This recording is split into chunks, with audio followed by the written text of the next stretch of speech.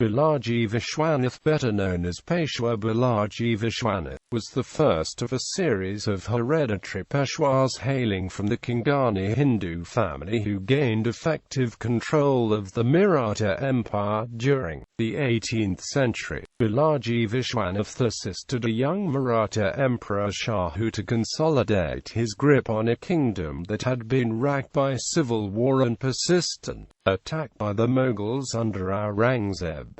He was called the second founder of the Maratha State.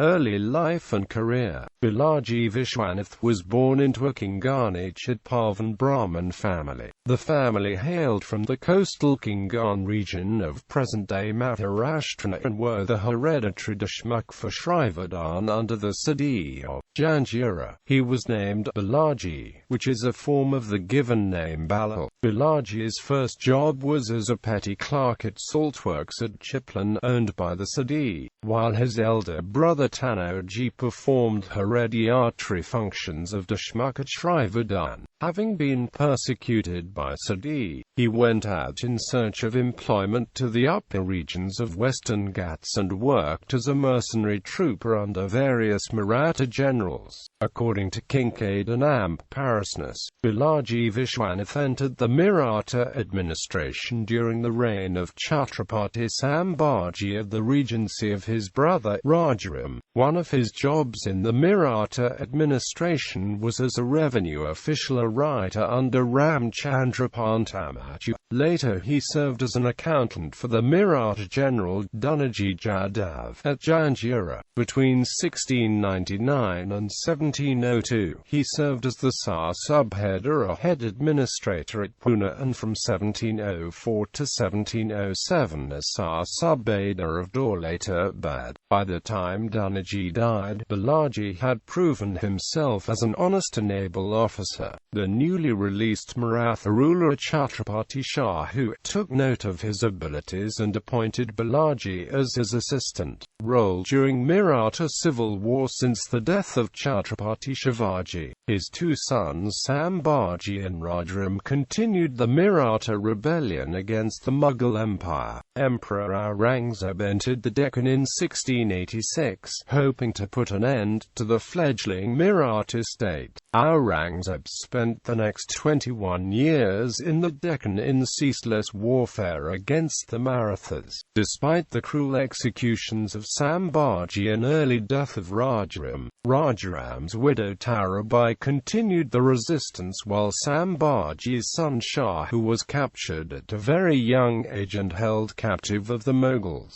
Aurangzeb died at Ahmednagar in 1707 at the age of 88, with the Mughal armies exhausted and the treasury empty. The ensuing war of succession in the Mughal Empire resulted in accession of the aged Prince Muazzam, who ascended the Mughal throne under the title of Bahadur Shah. In the intrigues following the death of Aurangzeb, the Mughal governor of the Deccan released Shahu from captivity, hoping to keep the Marathas locked in an internecine struggle between the partisans of Shahu and Tarabai, who governed in the name of her son Shivaji and denounced Shahu as an impostor substituted by the Mughals for the son of Sambhaji. Tarabai sent the Maratha Senapati Dhanaji Jadhav to attack Shahu. Balaji Vishwanath was dispatched by Dhanaji Jadhav to meet secretly with Shahu and verify his bona fides. Balaji is believed to have persuaded his master to support the cause of Shahu.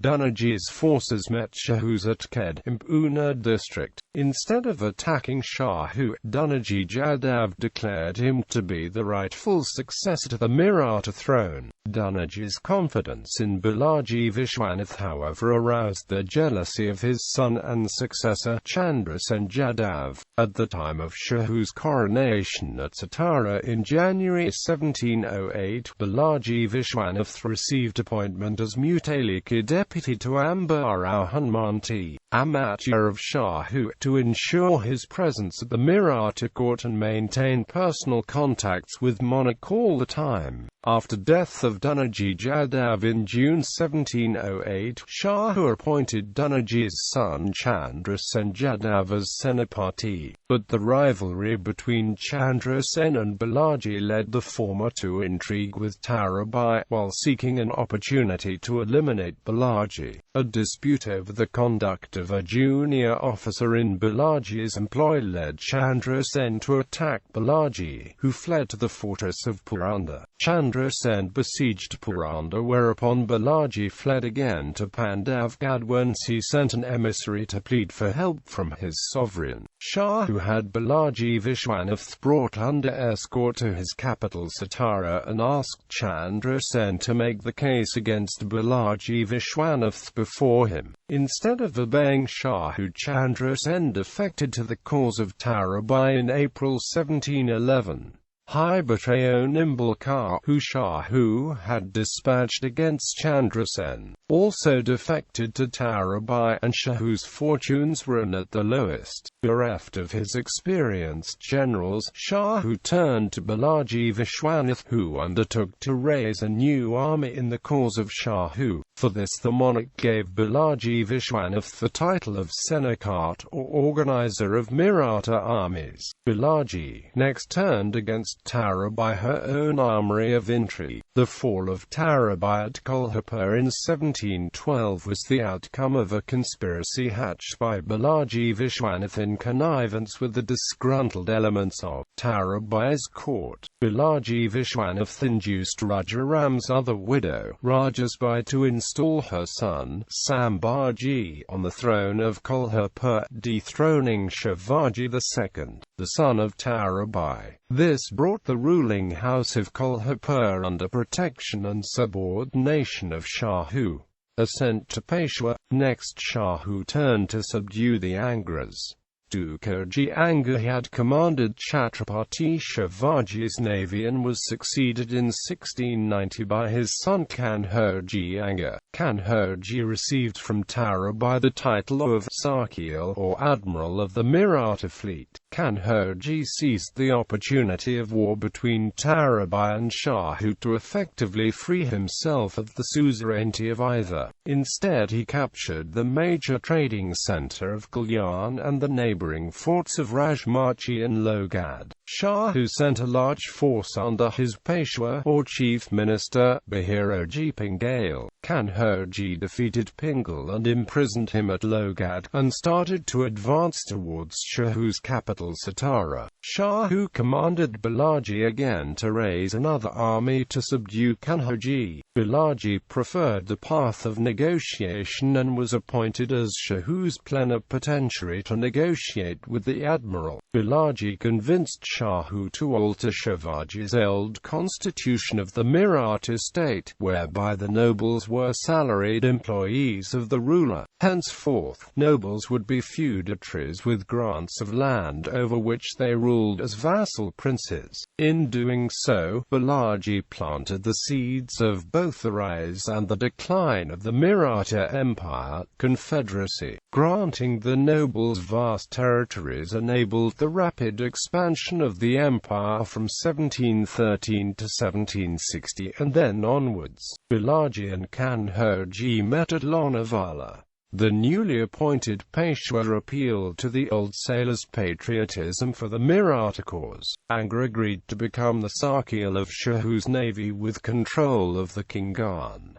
Balaji and Anga then jointly attacked the Muslim Sadis of Janjira. The combined forces captured most of the Konkan coast, including Balaji's birthplace of Shrivardhan, which became part of the Anga fiefdom. Delighted with Balaji's success, Shahu dismissed Bahiroji Pingal and appointed Balaji Vishwanath as Peshwa on 16 November 1713. Northward expansion of the Maratha power. There existed a power vacuum in the Mughal Empire, caused by the death of Aurangzeb. Aurangzeb in 1707 and that of his successor Bahadur Shah, leading to continual internecine conflict within the imperial family and the leading Mughal grandees. Farrukh Shah came to the throne in 1713 with the help of the two powerful nobles, Sayyid Hussain Ali Khan and Sayyid Abdullah Khan. Claiming descent from the Islamic prophet Muhammad, the Sayyid brothers had turned kingmakers in the Mughal court. Soon after, differences soon arose between them and the Emperor Farrukh Shah, and while the Mughals were intriguing in the civil war between the factions of Shahu and Tarabai, the Marathas themselves became a major factor in the quarrels between the Emperor and the Sayyids. To rid himself of the tutelage of the Sayyids, in 1718 Farrukh Shah dispatched Sayyid Hussain Ali Khan as Viceroy of the Deccan with orders to restore Mughal authority over the south. Behind the Sayyids' back, Farrukh Shah urged various Maratha chieftains to attack his own viceroy. Hussain Ali Khan found himself harried by the Marathas, who resorted to the traditional guerrilla tactics.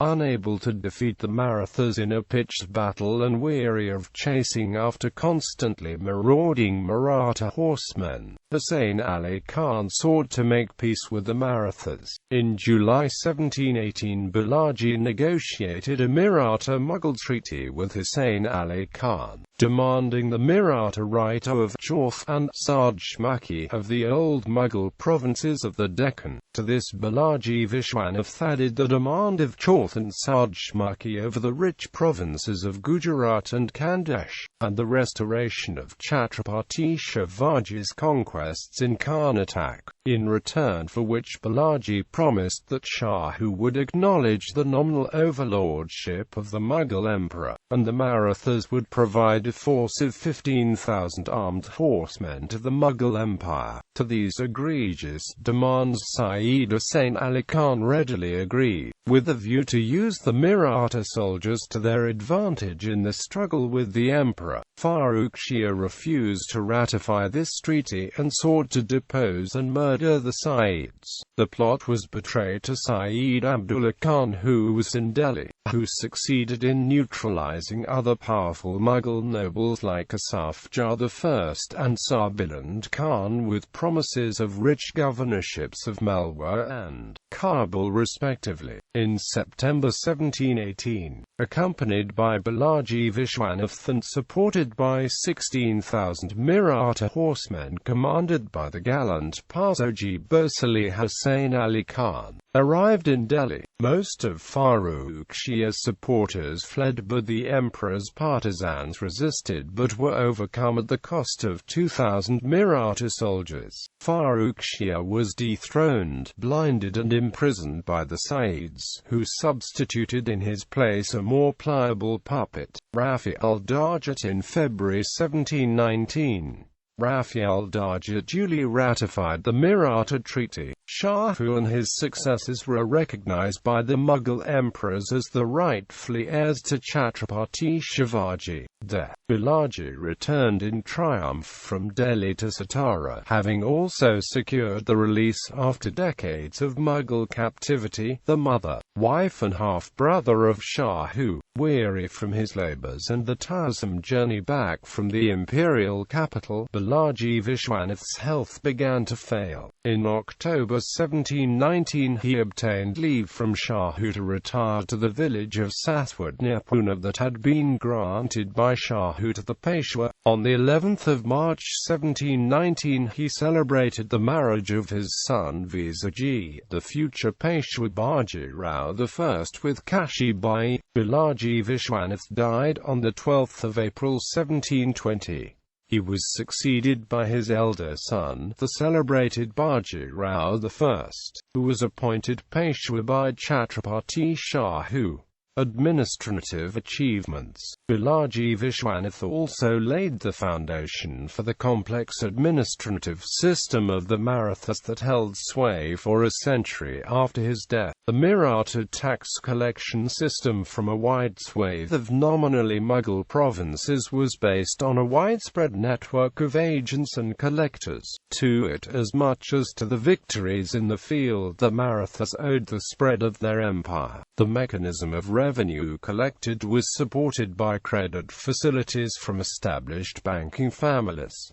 Personal life. Balaji married Radhabai Bhav and had two sons, Baji Rao I, Chimaji Appa. He also had two daughters. The older, Rabai, married Abaji Joshi of Baramati, brother of the banker Balaji Neg, famed as Bajirao I's most tormenting creditor. The younger, Anabai, married Venkatrao Gorpade of Ichor Karanji. Their heirs ruled the state of Ichor Karanji till 1947. Memorials. A statue of Balaji Vishwanath stands at his ancestral village of Shrivardar near Raigad in coastal Maharashtra.